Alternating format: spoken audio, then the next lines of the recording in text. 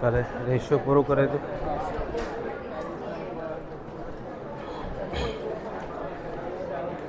ચલો આજે આપણે નવો ટોપિક શરૂ કરશું પ્રપોર્શન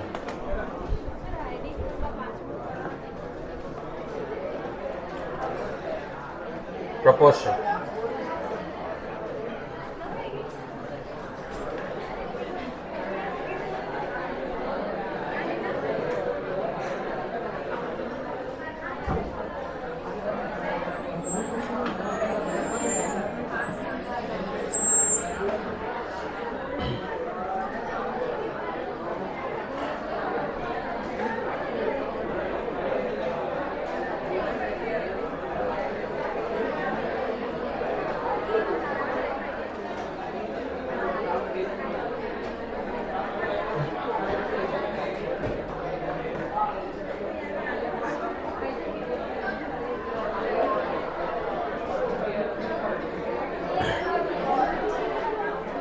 चलो चैप्टर 1 थर्ड टॉपिक प्रपोर्शन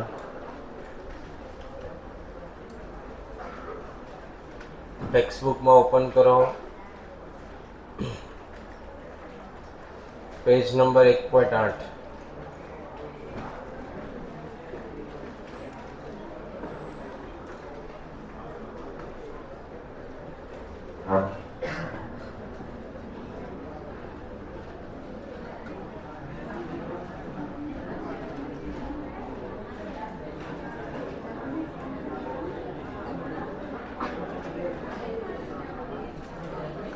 સાથે લખતા જજો ટાઇટલ આપો પ્રપોર્શન અને ડેફિનેશન લખો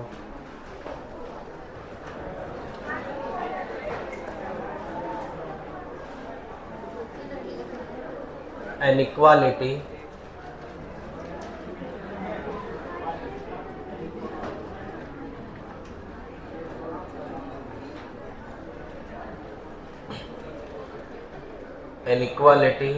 of two ratio is called proportion. An equality of two ratio is called proportion.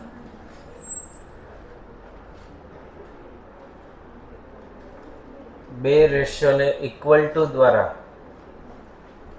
સરખામણી કરીએ એટલે કોનું નિર્માણ થાય? પ્રપોર્શનનું નિર્માણ થાય. જેમ કે a ભાગ્યા b છેદમાં c ભાગ્યા d, a જેમ b બરાબર c જેમ d, એટલે ઇક્વાલિટી ઓફ ટુ રેશિયો. બે રેશિયોની સરખામણી જે બને એને શું કહેવામાં આવે?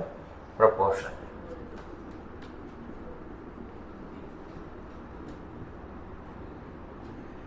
એ ને કહેવાય ફર્સ્ટ પ્રપોર્શન,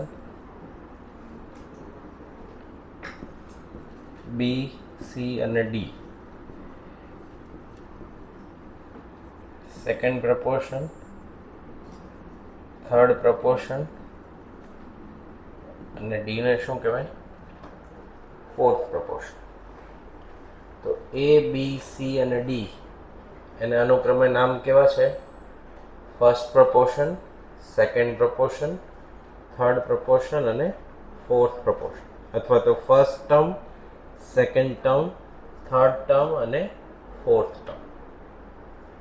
તો પહેલાં આવી રીતે બોક્સની અંદર એ જેમ બી બરાબર સી જેમ ડી લખવાનું. આ ઇક્વાલિટી ઓફ ટુ રેશિયો થયું. એના 4 term first, second, third, fourth એને બોલાવીશું first proportion, second proportion, third proportion and fourth proportion. બરાબર? તો ટોટલ પ્રપોર્શનના કેટલા ટર્મ મળશે આપણને? 4.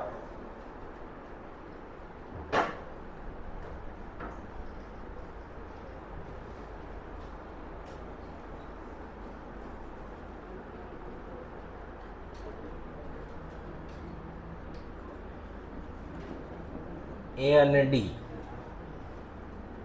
એ અને ડી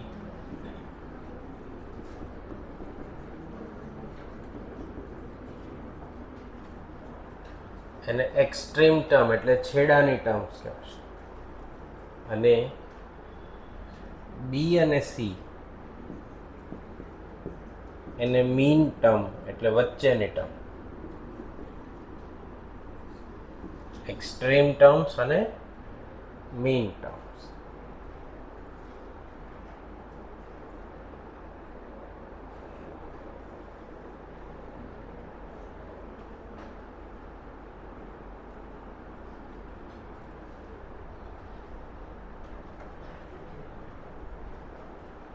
આટલા સુધી ક્લિયર?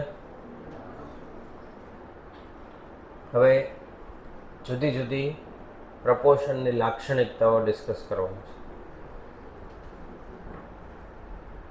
તો લાક્ષણિકતા જ્યારે પણ આપણે એક્સપ્લેન કરશું ત્યારે પહેલા કન્ડિશન મુકાશે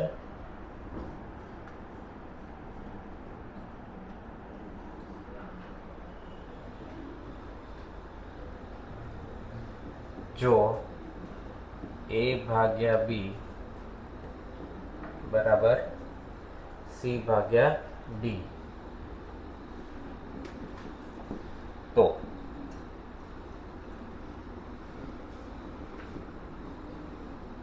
પહેલું શું લખ્યું? AD બરાબર BC. આના બે નામ છે, ક્રોસ મલ્ટિપ્લિકેશન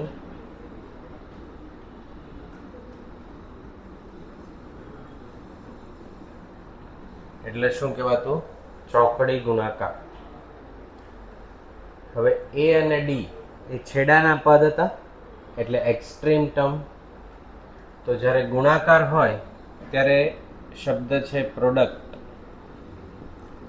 પ્રોડક્ટ ઓફ એક્સ્ટ્રીમ્સ અને પ્રોડક્ટ ઓફ મીન્સ. મેથેમેટિક્સ માટે પ્રોડક્ટ એટલે વસ્તુ નહીં, પ્રોડક્ટ એટલે શું રહેશે? ગુણાકાર. બરાબર? તો પ્રોડક્ટ ઓફ એક્સ્ટ્રીમ બરાબર પ્રોડક્ટ ઓફ મીન્સ.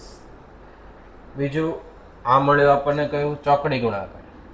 એક્સ્ટ્રીમ પદનો ગુણાકાર બરાબર મીન પદનો ગુણાકાર. જો આવું હોય તો આમ લખી શકાય. બીજું જો આમ હોય a ભાગ્યા b બરાબર c ભાગ્યા d, તો a ને સૂત્રનો કરતા બનાવીએ તો શું લખાય? bc ભાગ્યા d. b ને બનાવીએ ad ભાગ્યા c. c ને બનાવીએ અને d ને બનાવીએ છેદમાં a. તો આપણને ચાર ટર્મમાંથી કોઈ પણ કેટલી આપેલી હોવી જોઈએ? 3. તો કોઈ પણ ચોથી ટર્મ મળે, a b c અથવા d, ચારમાંથી એટલીસ્ટ કેટલી આપેલી હોવી જોઈએ ટર્મ્સ? 3 ટર્મ્સ આપેલી હોય તો આપણને કઈ ટર્મ મળી શકે? ચોથી ટર્મ મળી શકે. ક્લિયર? તો પહેલા આટલું લખી લો, a b c અને d. પછી પ્રોડક્ટ ઓફ મીન્સ બરાબર પ્રોડક્ટ ઓફ એક્સ્ટ્રીમ, એને બીજી ભાષામાં ક્રોસ મલ્ટિપ્લિકેશન કહેવાય, અને AD બરાબર BC લખાશે.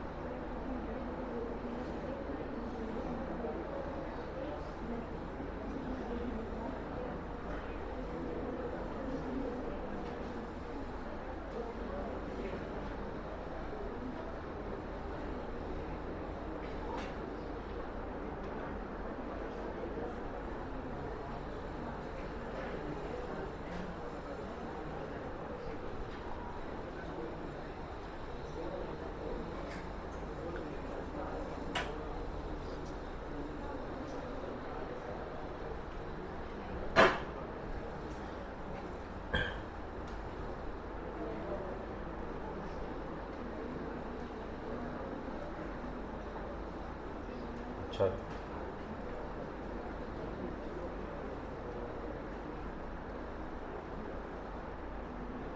લખાઈ ગયું. Page number 1.10.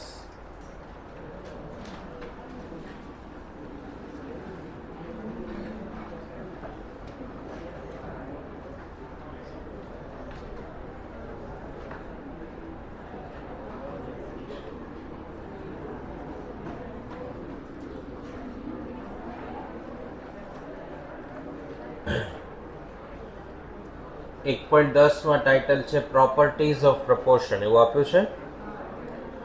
એમાં પહેલી પ્રોપર્ટી A જેમ B બરાબર C જેમ D. આપણે ભાગાકાર સ્વરૂપે લખ્યું છે, એમાં ઇઝ ટુ ના ફોર્મમાં આપ્યું છે. A ઇઝ ટુ B બરાબર C is to D. Then તો AD બરાબર શું લખાય? BC લખાય. બરાબર. આવું થાય કે નહીં તપાસવું હોય તો કોન્સ્ટન્ટ નંબરથી જ જોઈ શકાય. 1/2 બરાબર 2/4 લખાશે. તો 4 ને 1 સાથે ગુણી દો અને 2 ને પેલા રાઈટ સાઈડના 2 સાથે ગુણી દો તો 4 ઇઝ ઇક્વલ ટુ 4 થઈ ગયું. ક્લિયર? સેકન્ડ, આ ફર્સ્ટ પ્રોપર્ટી. સેકન્ડ, અગેન જો A જેમ B બરાબર C જેમ D તો B ના છેદમાં A D ના છેદમાં C એવું આપ્યું છે. B ના છેદમાં A બરાબર D ના છેદમાં C. તો આને આપણે અહીંયા લખીએ કોન્સ્ટન્ટના ફોર્મેટમાં.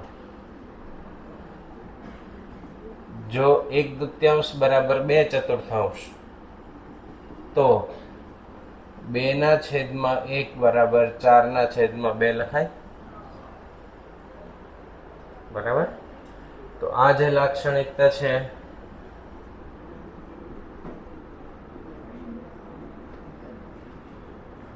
એને શું કહેવાશે? ઇન્વર્સ કરવાનું છે વ્યસ્ત. એની લાક્ષણિકતાનું નામ છે ઇન્વર્ટેન્ડો. શું નામ છે? ઇન્વર્ટેન્ડો. પછી ત્રીજું, A જેમ B જો A જેમ B બરાબર C જેમ D તો હવે આ C અને B નું સ્થાન ફેરવી નાખીએ. A ભાગ્યા C B ભાગ્યા D.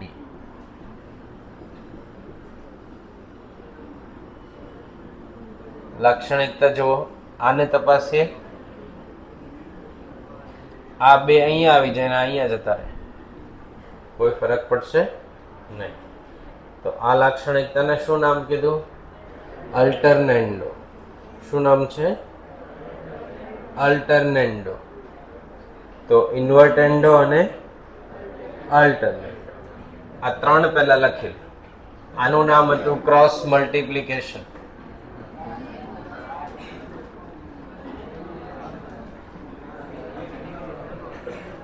બરાબર.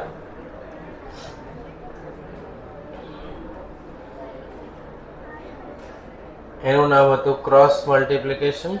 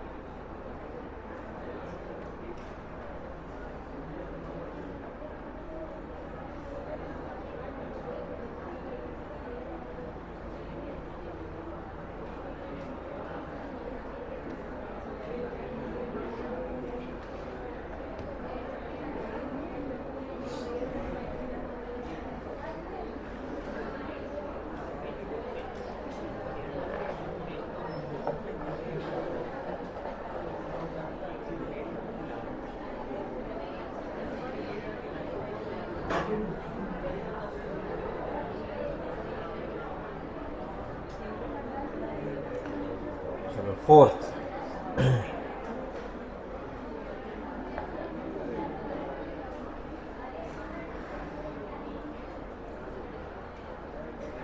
चौथी लाक्षणिकता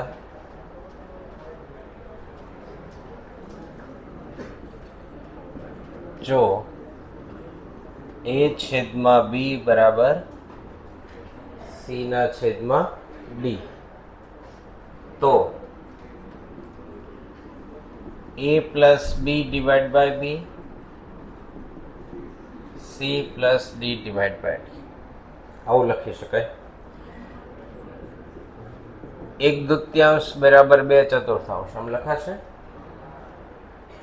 તો આપણે આવું થાય છે કે નહીં વેરીફાઈ કરવું હોય તો 1 માં કેટલા ઉમેરવાના 2 એટલે 3 ના છેદમાં 2 1.5 થશે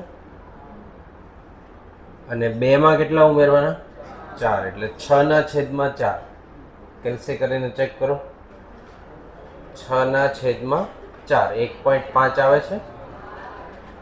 તો એનો મીનિંગ થયો કે જો a જેમ b બરાબર c જેમ d હોય તો શું લખી શકાય a plus b divide by b અને c plus d divide by d બંને સાઈડ ડાબી સાઈડ અને જમણી સાઈડ. આ લાક્ષણિકતાને શું કહેવાશે કોમ્પોનેન્ડો. પછી પાંચમું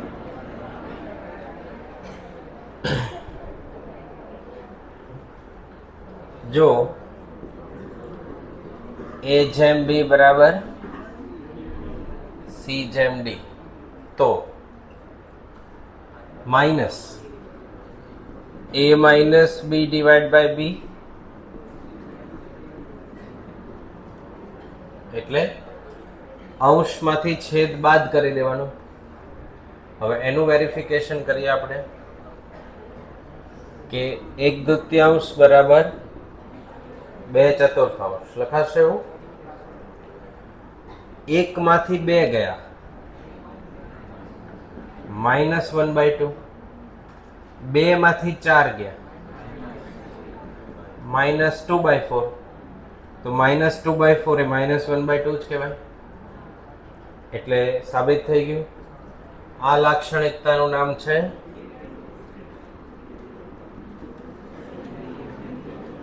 ડિવિડેન્ડો. તો 2 એડ થયા પાછા, એકનું નામ કોમ્પોનેન્ડો, એકનું નામ ડિવિડેન્ડો.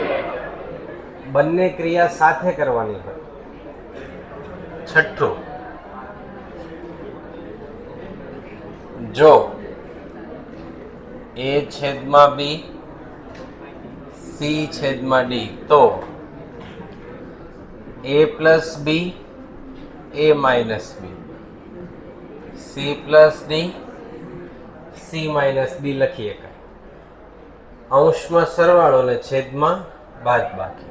આ લાક્ષણિકતાનું નામ કોમ્પોનેન્ડો એન્ડ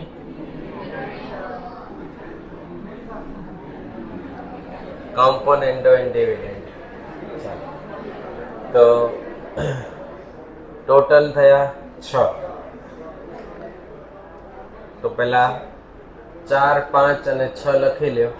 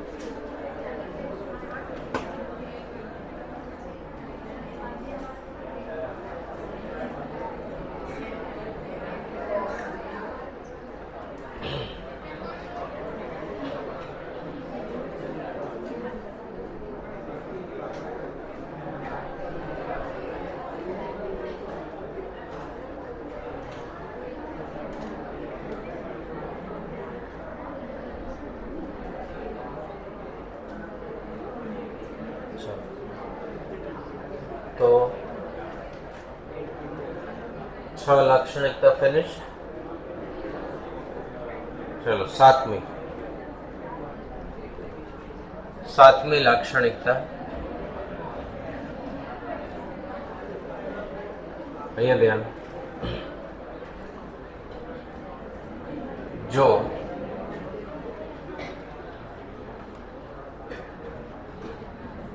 A છેદમાં B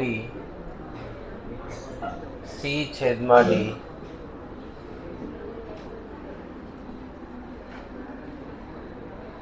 આવું હોય તો એના બરાબર બધાના અંશનો સરવાળો એટલે A વત્તા C વત્તા છેદમાં બધાના છેદનો સરવાળો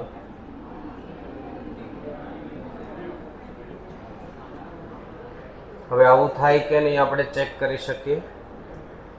સૌથી ઈઝી એક્ઝામ્પલ પડે 1/2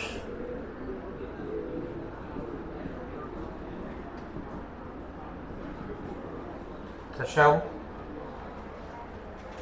તો બધાના અંશનો સરવાળો કરીએ. 8 ને 4 12, 12 ને 2 14 ને 1 15, 16 ને 8 24 ને 4 ને 2 30. આ 1/2 જ કહેવાય. એટલે અહીંયા કઈ સાઈન આવે? Equal to. આ જે લાક્ષણિકતા છે એનું નામ એડેન્ડો. બરાબર. એવું બાદબાકીમાં જેમ આવી રીતે સરવાળો થયો છે એવું A છેદમાં B C છેદમાં D તો શું કરવાનું? A minus C minus E minus G ના છેદમાં BDFH. આ લાક્ષણિકતાનું નામ છે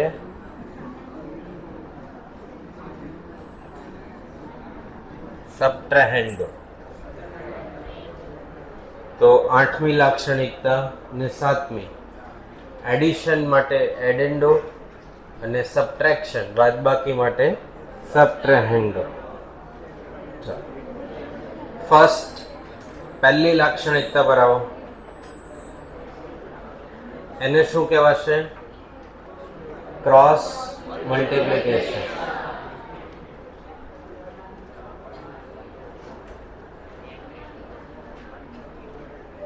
ક્રોસ મલ્ટીપ્લિકેશન ઇન્વર્સ કરવાનું. વ્યસ્ત ઇન્વર્ટેન્ડો. ખાલી સ્થાન બદલાય. C અને B ના અલ્ટરનેન્ડો. સરવાળો થાય કોમ્પોનેન્ડો. બાદબાકી થાય ડિવિડેન્ડો. બંને ભેગા કોમ્પોનેન્ડો એન્ડ ડિવિડેન્ડો.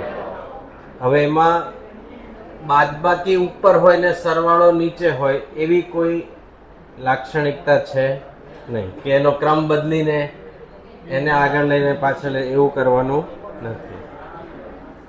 ખાલી અંશમાં સરવાળો અને છેદમાં બાદબાકી. એનું જ સ્પેસિફિક નામ છે કોમ્પોનેન્ડો એન્ડ ડિવિડેન્ડો. બરાબર. એનું ગુજરાતી થાય યોગ વિયોગ પ્રમાણ.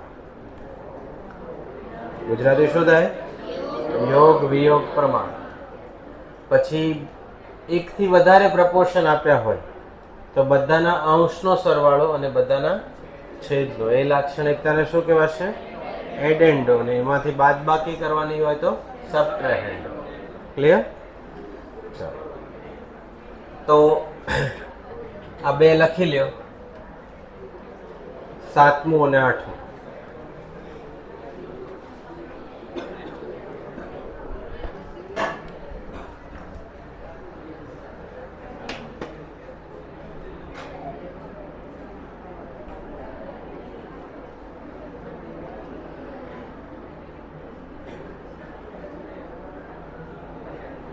આજે કયા ટોપિકની એક્ઝામ કીધી હતી?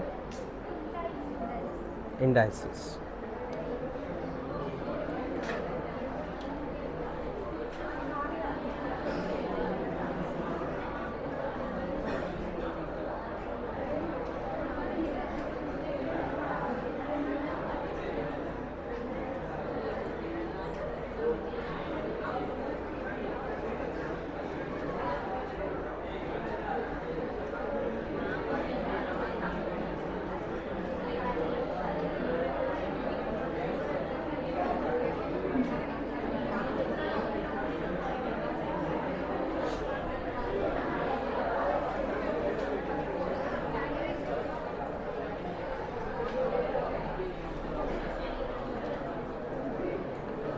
ચાલો, લાક્ષણિકતાઓ લખાઈ ગઈ બધાને? હવે જો થર્ડ પ્રપોર્શનમાં પ્રપોર્શન બે રીતે પૂછી શકાય છે. એક જેમાં 4 ટર્મ આવતી હોય અને એક જેમાં 3 ટર્મ આવતી.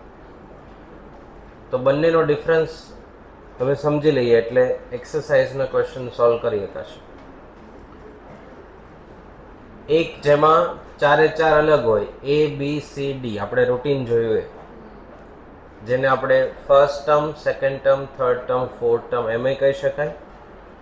First proportion, second proportion, third proportion અને ફોર્થ પ્રપોર્શન એમ કહી શકાય. પણ આપણે કન્ટિન્યુ રેશિયો જોયો હતો, એમાં આવું સમજાવેલું કે જો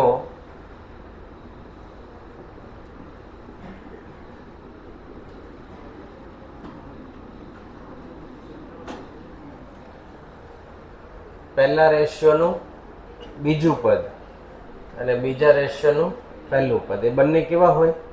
એક સમાન હોય, તો આને કેવો કહેવાશે? Continuous proportion. શું બોલાશે? Continuous proportion. આમાં ટર્મ 4 નહીં આવે, કેટલી આવશે? 3. એમાં જે વચ્ચેનું ટર્મ છે બી ને અહીંયા ગુણી દઈએ તો શું બને? B² બરાબર AC. ને બી ની વેલ્યુ શું મળે? વર્ગમૂળમાં AC, જ્યાં બી ને કહેવાય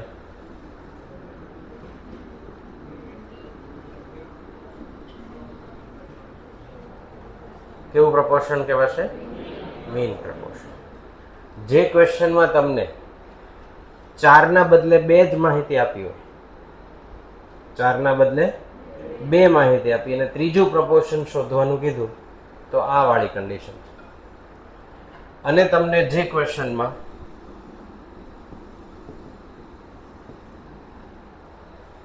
4 માંથી કેટલા આપ્યા હોય? 3, તો પ્રપોર્શનનો પ્રકાર કયો? આપણો રેગ્યુલર વાળો. અને જો 4 માંથી ખાલી 2 માહિતી આપી અને ત્રીજી શોધવાની કીધી, તો કયો પ્રકાર? મીન પ્રપોર્શન વાળો પ્રકાર. મીન પ્રપોર્શનમાં A, B અને C તમને કોઈ પણ શોધવાનું કહીએ. B આપ્યા હોય, C આપ્યા હોય ને A શોધવાનું કહીએ કે A અને C આપ્યા હોય ને B શોધવાનું કહીએ કે B અને A આપ્યા હોય અને C શોધવાનું. બરાબર? આ કયું પ્રપોર્શન કહેવાશે?